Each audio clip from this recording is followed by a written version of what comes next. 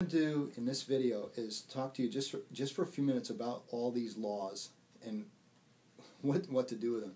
It's the question I'm asked more than any other. The question is, which one of these laws abide today? Which ones are still appropriate today?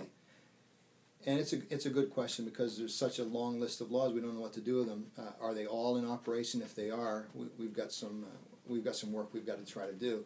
But I want to try to talk to you about a different angle a little bit. It comes off from a statement in Leviticus that talks about the reason for all the laws has to do with our being holy as God is holy. So what we know for sure is that when you're reading through that list of laws, God is trying to create a particular kind of person. And I think we need to keep that in mind as a general umbrella statement about all these laws. When you look at them, one thing's for sure. God is showing us that a redeemed person has to be different. A redeemed person looks differently than a non-redeemed person. He pulls his people out of Egypt. I've redeemed you. And then he sets before them all of these laws, specific details. We skimmed through them. They had to slow down and read them because all of their lives had to be dictated by those laws. For us, it's sort of like a quick read because a lot of them don't apply anymore. But what I wanted to ask you to think about is these laws are showing the nature of saving faith. Because what's happening here is when God redeems a person, he does change them. Their relationship to him, our relationship to him, through faith in Christ, creates a distinct person.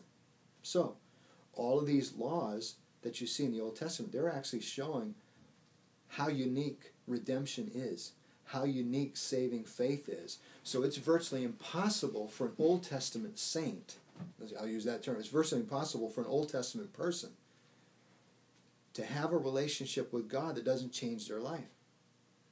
I was saying to somebody earlier this morning, what happens if you violated these laws?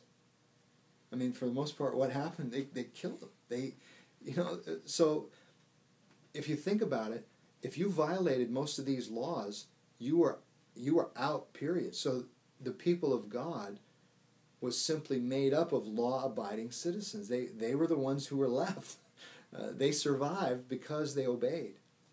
Now, I say all that to say you're reading through all these laws and you're thinking, wow, look at the list of requirements. Yes, but that's exactly what God does. When he takes me from spiritual death to spiritual life, he radically transforms my life so I can't look the same as a non-Christian. Bring that up into the New Testament. And one of the things I try to do is ask this question, okay, pick an individual law and ask, how does the fruit of the Spirit contribute to my obeying that law? A law about morality, for instance, or pick anyone, laws of justice, fairness. How does the Spirit of God work in my life to help me be that type of person that will keep that law? And that's what you're seeing in the New Testament. By the time you come up to the New Testament, saving faith creates a distinct person. Just like these Old Testament folks were totally different. So you don't struggle anymore. Paul says we're saved by faith, yes. James says we're saved by works, yes. Justified by faith, yes. Justified by works, yes. Both. It's not one or the other, it's both.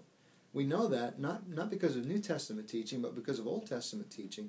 All of these laws show the extent of saving, or actually the nature of saving faith. What does saving faith do? It recreates you into a person who looks like God.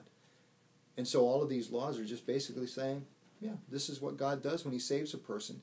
He recreates them and they become totally new. And the New Testament uses the term, they are a new creature.